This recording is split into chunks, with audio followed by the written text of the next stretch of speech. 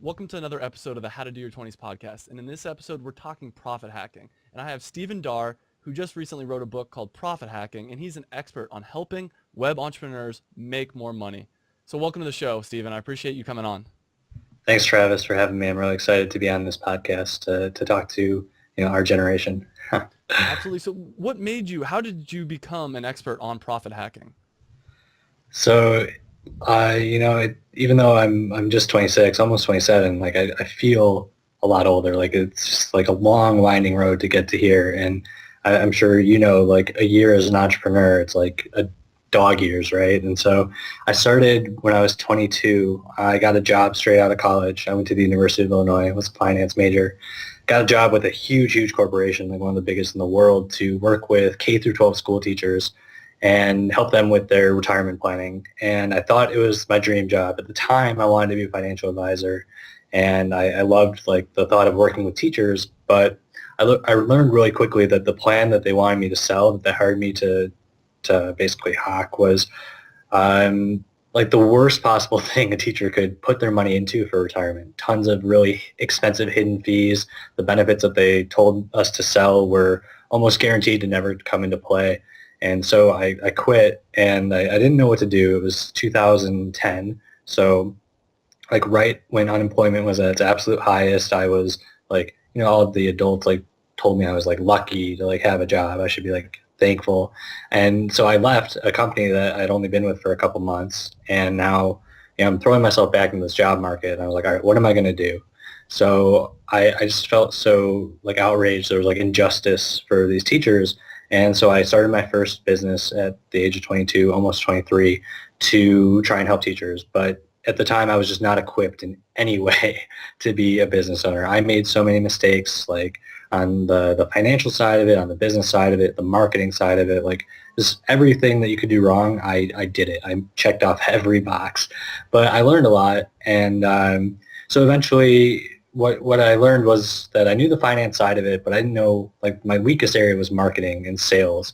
So I just threw myself so deep into learning everything I could, starting with, I found Dan Kennedy and learned copywriting and direct response. And then I found like pay-per-click and other types of advertising online. So I learned how to drive traffic. Then I learned how to convert traffic. And by the time I was like really good at this stuff, I was broke and in debt. So like the timing was perfect for me to then have to actually go out and get a job. Got a job with a huge marketing agency, and their clients were big, like Fortune 500 level at the highest. And so I managed their AdWords campaigns, and I also worked on their websites for conversion optimization. So I managed over $1 million in advertising spend, and I got to run through a lot of split tests and like get hands-on experience with how to effectively drive traffic and convert traffic into customers. And so, it was actually almost perfect timing that I went broke, that I was able just to then get that job and have so much budget to play with and get so much hands-on real-world experience. So a combination of working and driving traffic and testing for my own website, my own businesses, having all that money for clients there, and then now clients that I have of my own business after leaving that job, and then just reading so much. Like I don't think I go more than a day or two without watching, some online course or reading a book, like reading about a book a week, maybe a book every 2 weeks. So that's how I got to where I am now. That's awesome. And who would you recommend the book for? My book? Yeah, your book. Yeah, so my book, I think it's good for anyone who is starting or has a online business. So if you're interested in getting more traffic to your website, turning a higher percentage of your traffic into a subscriber or a buyer, customer, client, user, whatever. And then once you convert someone into, whatever that goal is, to be able to earn more money, like increase their lifetime value, increase the average order value, get them to refer more people, buy more often, come back to you, build that better relationship. So, I hate to say it's like for everyone, because it's not, like, but if you have one of those goals, like if you think that your website's leaking money, or like that there's more traffic out there that you could have and you're just not sure how to get it, this book might be able to make those connections for you and realize a path that will increase your revenue and your profits. So more or less, if you're making money online, this book can help you. Is that Totally. Yeah. And like if you even, so I wrote it in the introduction or the preface. I don't remember which. It was like, this is the book that I wish that someone gave me when I started my first business. So like when I went and started my first website, I did everything so backwards. And if someone gave me this, it would just be like, because I think more so than any like one tactic or strategy, I think the most important part of this book is the mental reframe of how people look at how to earn money online. I think a lot of people put traffic at like the forefront of their minds. Like, how do I get people to come to my website? And it's important. It's certainly like if no one comes, no one can convert, no one can buy. But a lot of times, what people will do is they'll put it so far ahead of their priority list that they'll just throw like any website up and then think, okay, I have this thing, I've built it. Now, how do I get people to come to it? When really a lot of times the real leverage is in working on continually improving your website and getting more people to convert. Because when your conversion rate's right and when your average order value is right, then you can buy your traffic. You can hire people who can bring traffic to your site. And so it's just about like what order you want to put your pieces in and where you spend your time online is, I think most people, especially early, have a bit of a flawed idea of where they're putting their time and their energy. And in the book, you talk about 3 leverage points, and the 3 leverage points are increasing your conversion rates, earning more money per buyer, and getting more traffic. So let's get into increasing your conversion rates, because I know that's something that you're really, really good at and something you're really passionate about. So what are your biggest tips for increasing your conversion rates? So the number one thing is just always be testing. Like always have a split test, A/B test running on your site. And so just for someone, if they've never heard of that, there's a tool called Optimizely. And it's actually now, they just changed the revenue model. So if you have less than 50,000 visitors a month, there's a very good chance that you can get it on your site for free rather than having to pay every month. So the barrier to entry to just getting started with A/B testing is really low. And you know what a lot of people like think, oh, like I need to like make a completely different website or like a drastic radical change or like all these things. Really, you can just change like your headline or the copy on your button or something like an image to, so if you got a product, like maybe you just do a different image, like a different color or like bigger or different angle, and you can test which one works better. And as you're always like, it's like you go to the gym every day and like you're in the gym, you're putting in your time, you're putting in your effort, but like if you're eating like crap, then you're wasting the majority of the gains that you're making in the gym. Or if you're not eating enough calories, you're not going to get any bigger, even if like you lift the weights. So even if you're getting, like if this analogy is lifting weights would be conversion and then your intake of calories is traffic. Like you could be consuming all the traffic, getting all the calories in your body, but like if you're stuck here at like this conversion rate when you really could be here just with a couple tests, like you wasted all that time and that energy and that effort and that investment to get your traffic to come in, and you're just leaving so much money on the table. So the first thing is just always be testing. And so I always recommend starting with the big things, like the things that are above the fold, the things that catch people's eye, the first things they see, the first things they read. So images, headlines, calls to action, the button copy, those things are a good place to start usually. So specifically, actually, and I know this will upset you, but I'm not running any A/B testing currently on my site, and that's something after reading your book I realized I need to start running. So if you had to just pick one place that someone like me should start an A/B test, which one would it be? The headline, the button? So for you, I know that you're running an e-commerce site, and so what kind of site it is and like the site structure is gonna like make a lot of those decisions for you. But for you, I would think that a good place would be pick maybe your highest trafficked product page and test there, because a winning test on one product page usually will win on every product page. So then you can kind of leverage your time, especially like if you have a site that doesn't get a ton of traffic. It's hard to, and if a lot of the product pages are low traffic, it's hard to run tests on them. It takes a long time to get the data in. But if you can win a test on some of the higher traffic ones, or if you run the same test on say like 3 different of your product pages and like they all win, or like you can kind of then proliferate that to all your pages and get like a whole site-wide jump from one test. But also your cart page or your checkout page, assuming they're self-hosted, if you're not using something like Shopify or whatever, because you can't test on the Shopify checkout because they go to the Shopify, whatever that long URL is. But the lowest thing that you control, the lowest level of your funnel. So like if you say that like at the top of your funnel is your home page and then a category page, product page, cart, checkout, the lower you get to the funnel, the more direct an increase in conversion will impact your bottom line. So, getting more people from the home page to a category page is great, and it's something that you want to do. But getting more people to go from the cart page to the checkout page and actually complete their purchase will have a much bigger direct, immediate impact on your revenue. Yeah, that's actually something I read in your book. I need to start doing is figuring out exactly specifically where on the product page I want to do. And I think the first thing I want to test is the add to cart button, because it's insane to me how just a little color change can make such a big difference in conversions, and people adding it to their cart. So another question for you is, at what conversion percentage do you kind of stop focusing so much on conversions and then going to the next step and focusing a little bit more there?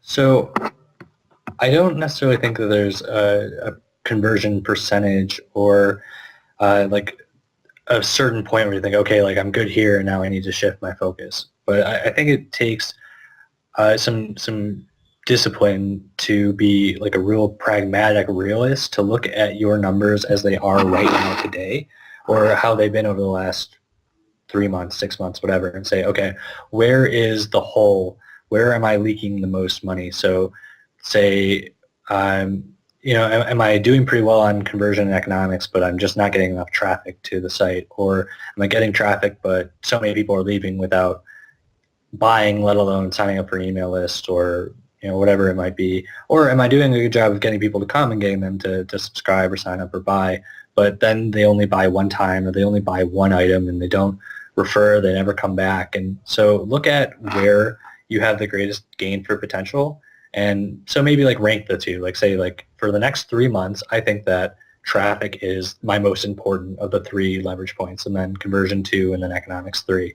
So maybe say, all right, I'm going to devote 60% of my time, my energy, my resources, my focus to traffic, 30% to conversion, 10 to economics. And then 3 months from now, maybe you got yourself like higher in the SEO search rankings for your key terms, and you got a couple affiliates or guest posts that are sending you consistent traffic. And then you realize that as a course of that, you're getting more customers, but now you're not really doing a good job of monetizing them long term. So now you say, okay, now economics is my number one priority.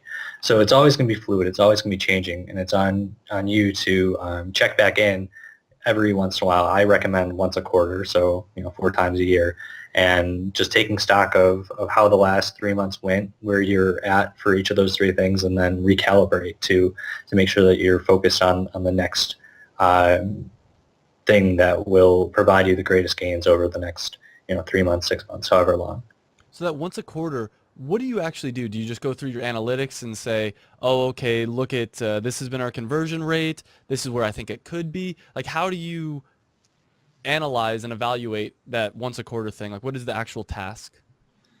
So yeah, it's, if you're just starting out, that's a little bit tougher. But like if you have some data, you look at your analytics and say, okay, here's where we were at 3 months ago, here's where we are at now, and you kind of chart like, okay, this went up by this much, this went down by this much, or so like saying, okay, we used to get 10,000 visitors a month, and now we get 15,000 visitors a month, and we used to convert 1%, now we convert still 1%, and we used to make $20 a buyer, now we make $23 a buyer. So you think, okay, you like, obviously if something's working for you on the traffic side, you don't want to abandon it, but that might be a good time to like say, okay, I tried 5 different traffic strategies and I went pretty hard on all 5 for 3 months, and you see that 2 of them got like 8, maybe 1 or 2 of them got you 80% of your results. So say, okay, I'm going to keep the winners and I'm going to double down on those potentially if possible. I'll cut the losers, and I'm going to refocus that time, that energy, that investment into, say, now conversion. So whatever that means for you. So maybe hiring like a design firm that is well versed in conversion to create like a completely like radically new checkout page or cart page that you would test against your current one. And then if it wins, like now you've got, because what happens is with A/B testing, it's great because you test like one thing at a time and you know for sure that it's better or worse, and you keep the winners and you discard the losers. So you're guaranteed to over time keep making your way up. And then, but the problem is a lot of times your current design, it has its limitation. Like it can only get so good in its current form, and you might need something completely new to break through to like a whole new normal, so to speak, like a new baseline that you could then A/B test that new baseline to make it better and better to reach its potential. But yeah, I mean, I think the numbers are big. Also, if you can do like any form of competitive research that you can do, anything that you can find out about like how much your competitors are spending, like say per click on Google AdWords for your key terms, and you can work backwards from there and say, okay, if they're spending $5 a click, then I know that they have to like just do some algebra and say to be profitable at paying $5 a click, they have to convert about this much, and they have to think that a buyer's worth about this much per conversion, and say, okay, so if someone is paying for each and every click on Google AdWords, not guaranteed, but there's a good chance that they're profitable or very close to profitable. Otherwise, they're just draining, they're leaking money, they're throwing it away.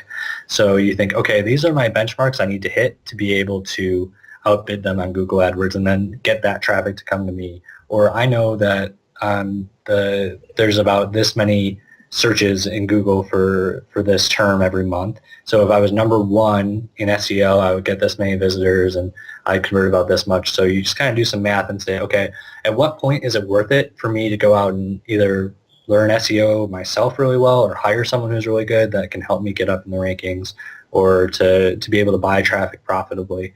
So you need to do your research on your own numbers, on your competitors, on the market for your niche, for your traffic, and kind of, you're not always going to know for sure, but you should be able to feel it pretty well just through day-to-day experience of where you really need to put your focus.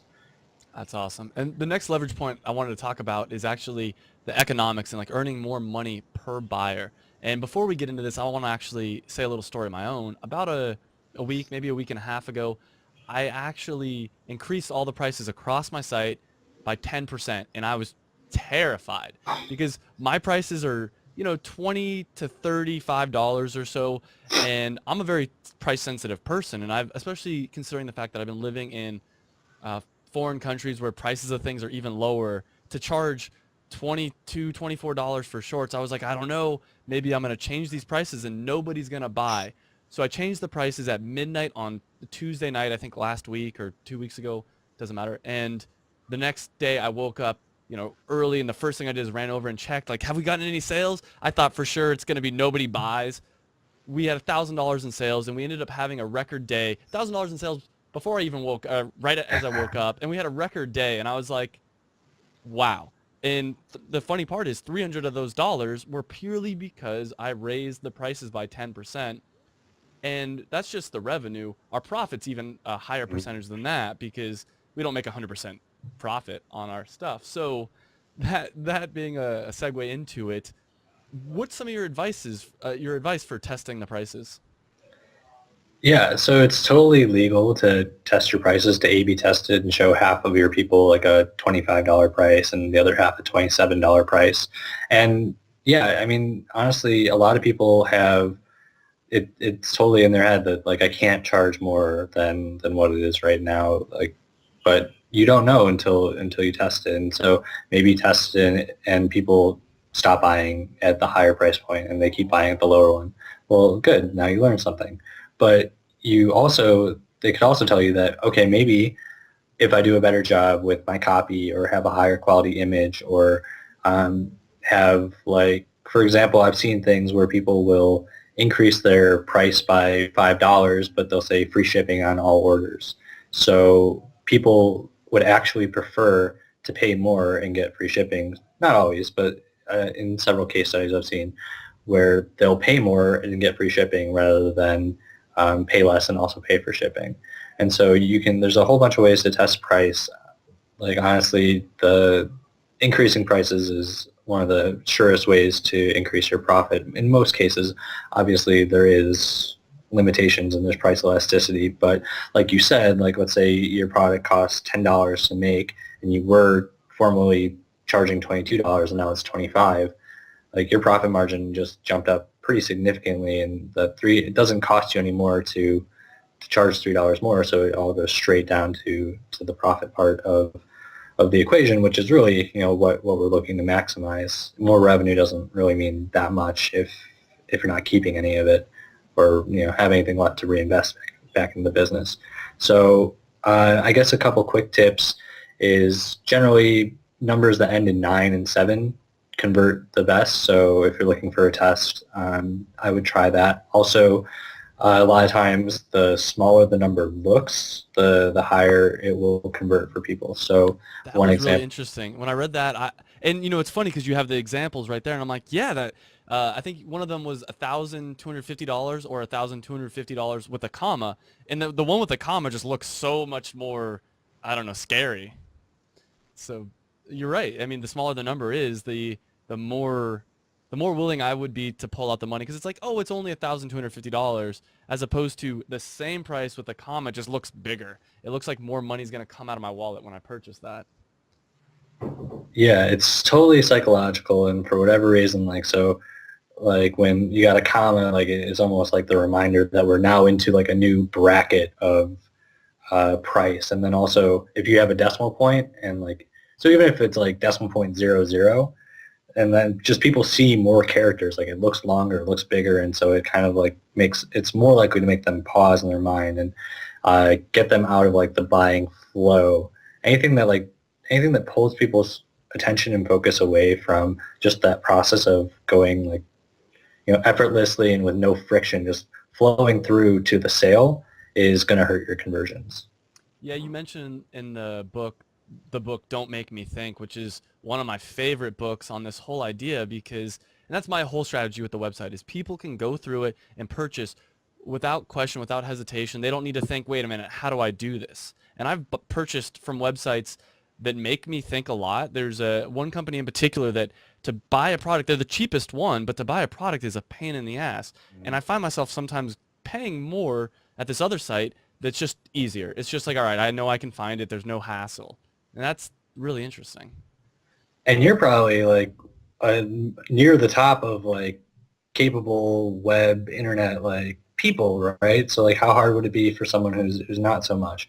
Like you want to design your site to be available and easy to use for like your least capable user. So my classic example is the mom test. I don't know if anyone else has a mom or grandma, aunt. There's someone in your family who like technology is their enemy.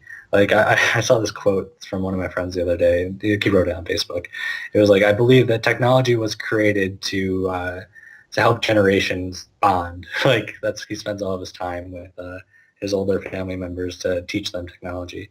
But yeah, so think about like the least capable internet user that you know, and if you can design your site to be so brain dead simple that that person will be able to figure out without having to call up their go-to relative on like, how do I do this, then you're doing something right. And even it's appreciated by even savvy web users like yourself. You say that you're willing to pay more for a better web experience, for something that's easier to use, less of a pain, less of a headache. And Apple's really famous for doing this. And an example you gave in the book too is the buttons. Instead of saying, let's say you have a field where you have to put your email, instead of saying submit, have the buttons say something of the nature of like get free ebook. And then people are more likely to click it because it's not submit. It's like, oh yeah, I got to click this button to get my free ebook. Plus, it's kind of an added copy. It's an added little place for you to say, this is what you're going to get if you give me your email. So I thought that's really genius. Yeah, like people come to a website and they're not actively thinking it, but their interior crocodile brain, whatever, is thinking like, what can I do here? Like, what's in it for me is like the biggest thing. And so people a lot of times like set up their website and they say like, this is what I want. Like, I want you to submit this information to me. I want you to give this to me, rather than like, what's in it for you? What can I give you? Like, you're here, you're a visitor on my site. You're like a visitor in my home. How can I serve you? How can I make you comfortable? How can I make you, happy? And so I think that a lot of people just don't like, submit's just such a common standard thing, and like there's no real thought that goes behind it. But that's submit over and over and over loses in split tests when it's button copy. And so I kind of wanted to go back to the prices being too long. What is your opinion? So I have all my prices at like $19.99, which is longer than $20. Is there a little bit of leeway there, or have you tested that out at all? Yeah, you just need to test it. I've seen it win either way. So every website's audience is different. So people are looking for like dance clothing might be totally different than people are looking for bracelets or for like dog treats or like other e-commerce sites that I worked on. So you only know by testing it, and so yeah, that's just my advice: is check it out and see, because sometimes people will. There's two conflicting things. Sometimes people will see like 1999 or 1997 and like feel like it's less than $20, and then sometimes people will see $20 with no decimal point afterwards, and like see like it's a smaller number. And also, like I think a lot of times people just like sometimes like flat even numbers because it just feels like it's really transparent and like really just like boom, like we're not trying to nickel and dime and penny you for like an extra 97 cents, like this is a price. Yeah, and I thought about that because when you go to like a really fancy restaurant, they don't have, Mm. $49.99 for the steak. It's like 50. Just there's no decimal point, there's no nothing, and I do think that's really cool, and that's something I'm interested in split testing. And then obviously on the flip side, I realize that when you think of a deal, you almost always think of 1999. It's just been programmed into us that like, because right now what I have is I have the regular price slashed out, and then our sale price or like your price, which is the 19.99. And we Mm. constantly get people tell us like, oh my god, your stuff is such a good deal. And I think part of that is because they see the regular price, and that's one of the things that I did to increase my conversions crazy, is just adding that regular price. So that's just another Yeah. little thing. But I want to Yeah, get into everyone the loves a deal. Well, sorry, yeah. So everyone loves a deal, but also like I meant to say this earlier when we were talking about like raising your prices and like scared that no one was going to buy.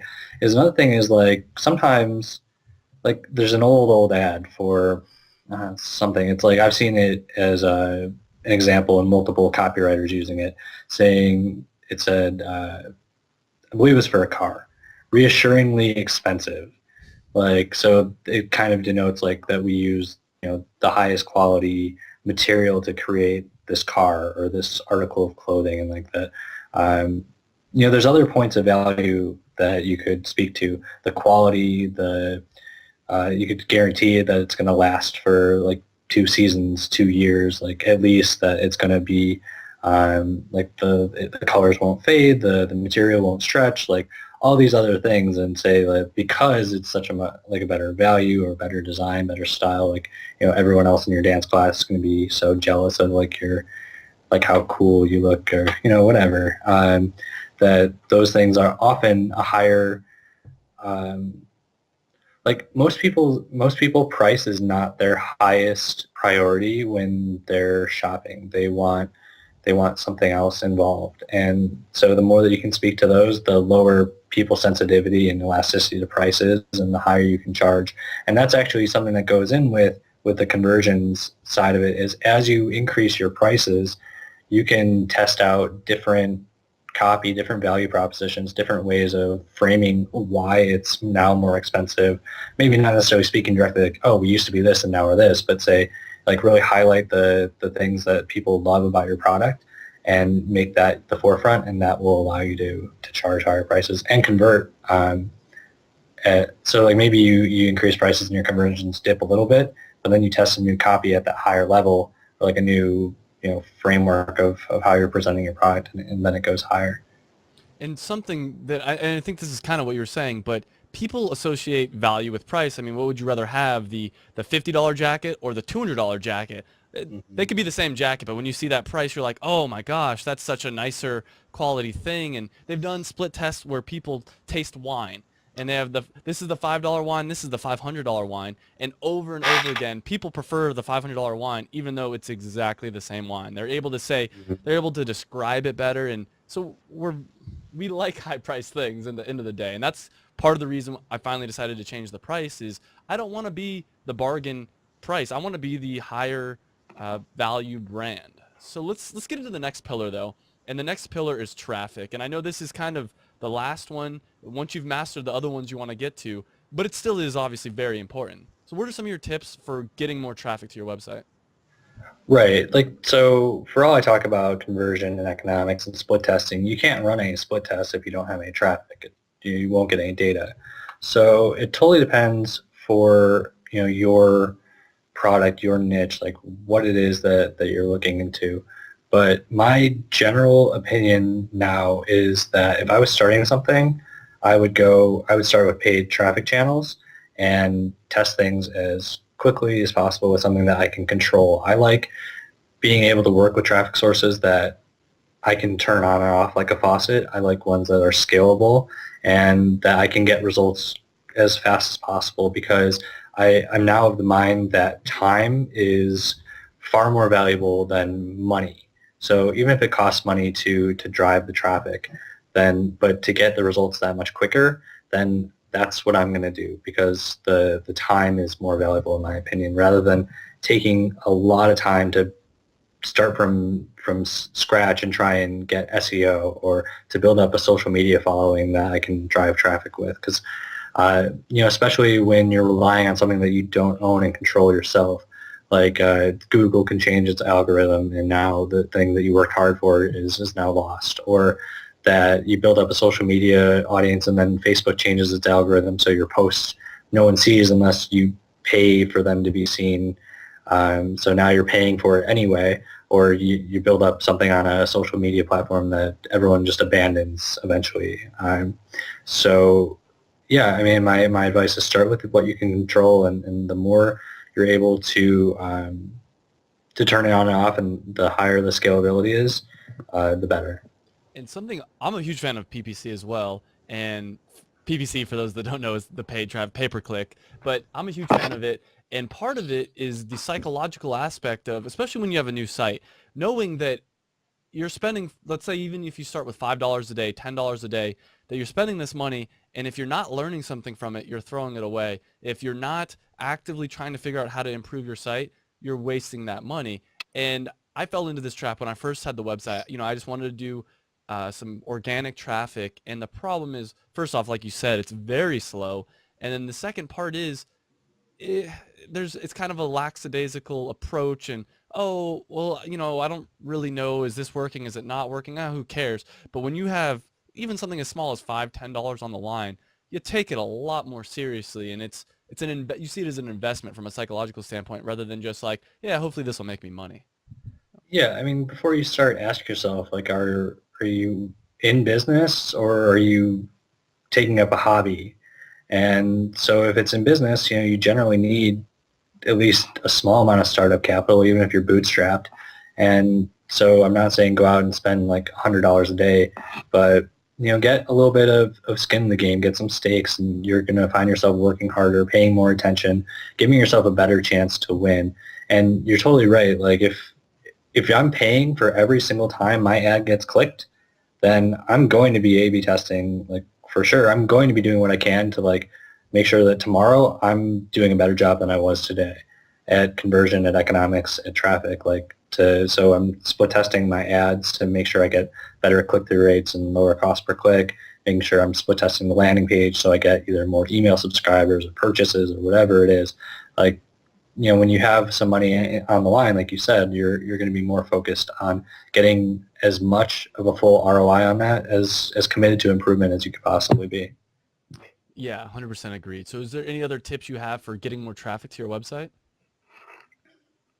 Yeah, I mean, I would say try and get like creative and think outside the box. One thing I love doing is like, depending on your site, what might work for you. Like if you've ever read Ryan Holiday's book, Trust Me, I'm Lying, The True Confessions of a Media Manipulator.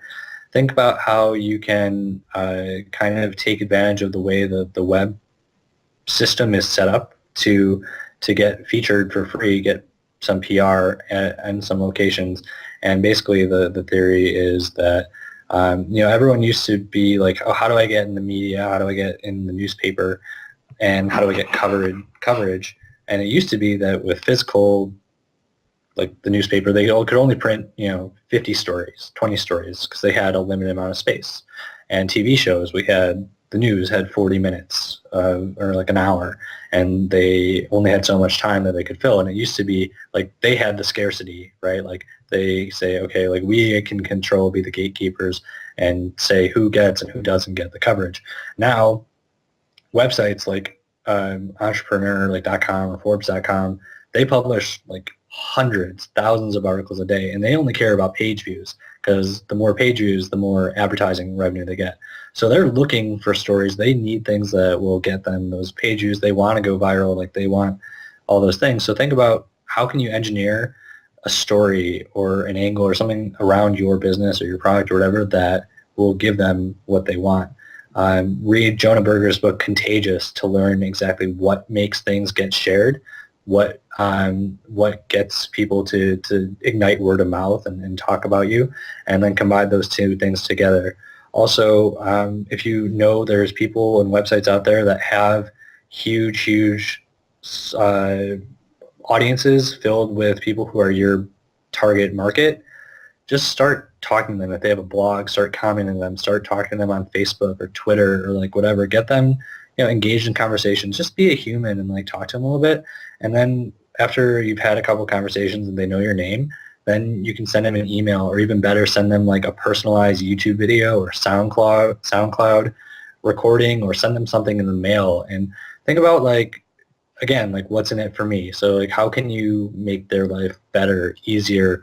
How can you make them more money? So maybe it's some joint venture or affiliate deal that like is actually really swayed in their favor like early on. And it's okay like if you break even, but if you get like 1,000 new customers, then it's worth it. Even like if you don't make any money this month, like then you have that many more people that can recommend you, refer you, come back and buy later.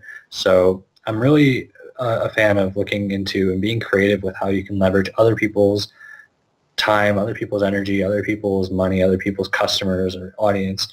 And, it's never been easier than it is today with the level of openness and ability to connect with anyone on the web. Like people that would be impossible to have reached 15 years ago have a blog and they read every comment, or they have a Twitter that you can tweet at. So it can be done with persistence and creativity. Absolutely. So I want to shift gears here a little bit, but before we do, is there anything else about profit hacking that you'd like to tell the audience? Yeah, the only thing is if you go to profithacking.com/free, I have it set up where you can get the book it sells for like 15, 16 bucks on Amazon plus shipping, but I bought copies of the book. I get a cheaper version from Amazon. So basically, if you just want to pay my costs, I break even, I'll send you the book for $7. So it's not necessarily free, but it's kind of free. Like it's it's like cheap. It's at cost, right? Like I'm not making a penny off it. In fact, sometimes I lose a little bit of money depending on where in the United States or Canada you are. But yeah, if you're interested in the book, that's the best place, in my opinion, to go to pick it up. And I'll put the link in the show notes. So now I want to shift gears here a little bit and talk about you personally for a second. And the first question is, what is your favorite book or some books you could recommend? Yeah, I think we've talked about a lot of books already in this episode, but if you had to just boil it down to 2 or 3 books that you would say you need to read this if you're talking to the average person in their 20s. Yeah, I think the number one book for the average person in their 20s is Choose Yourself by James Altucher.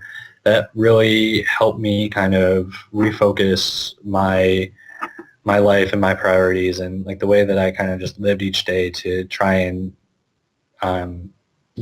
grow a little bit, like get 1% better, 1% more effective, like 1% more valuable, how to come up with ideas and ways to serve others without like any expectation of anything in return.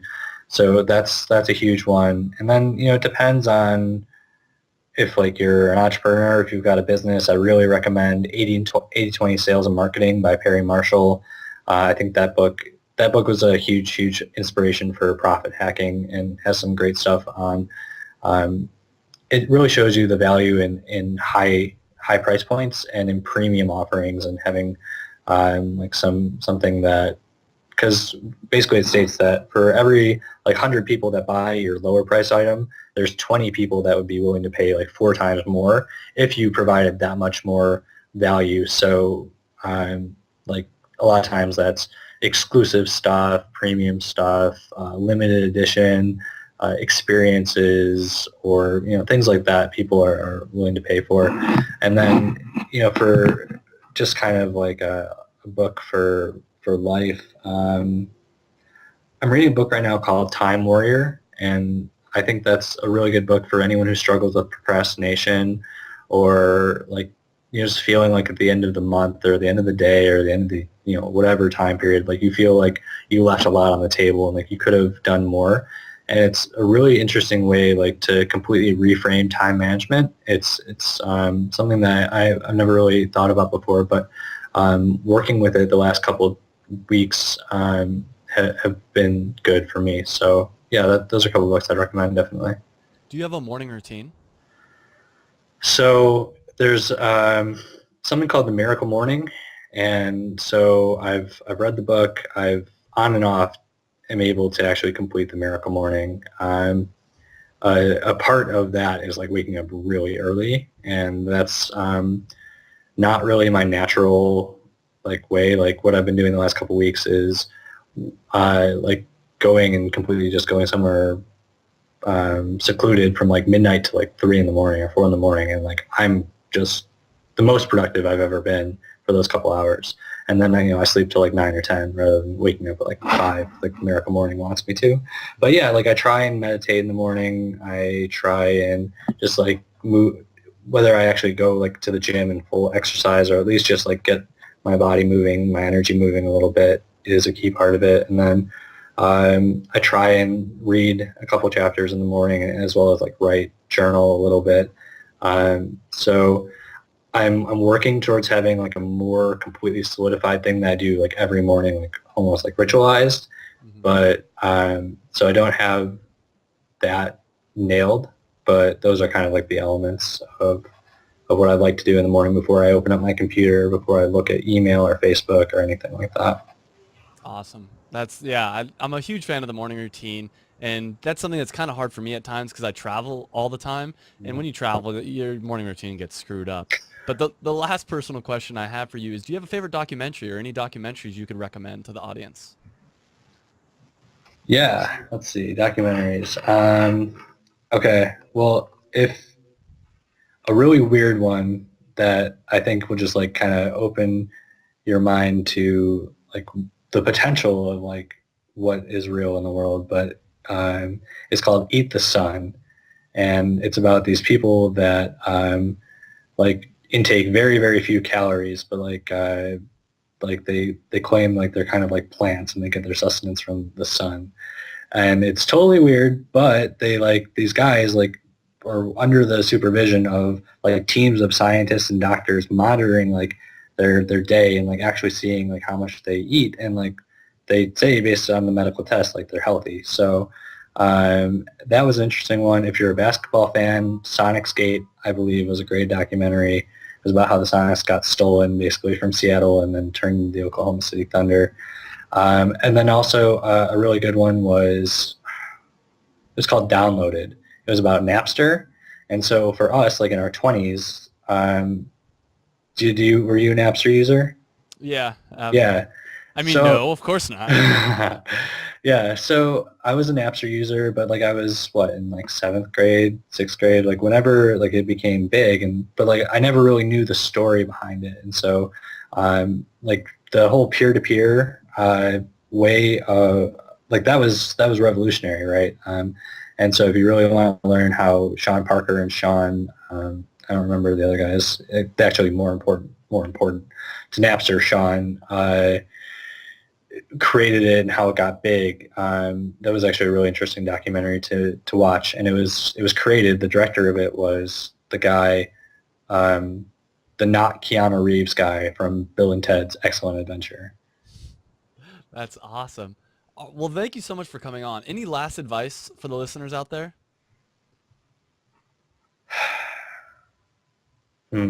Yeah, so I mean, I would say like for someone in your 20s, like I think a lot of people just have a lot of limiting beliefs and self-doubt, and like they just think, oh, I can't do that, or I don't have this, or like whatever. But most people, like they have no idea what they're doing when they started. A lot of people who are even actually like really successful still don't know what they're doing. They're just like willing to take risks and go out there and push like the limits of their comfort zone, and like make like uncomfortable asks to like people, and try and like, you know, see like what works. They test things, they experiment. So if you could do like one thing every day that just like makes you a little bit uncomfortable, I really think that you're gonna see returns on that in a whole bunch of ways.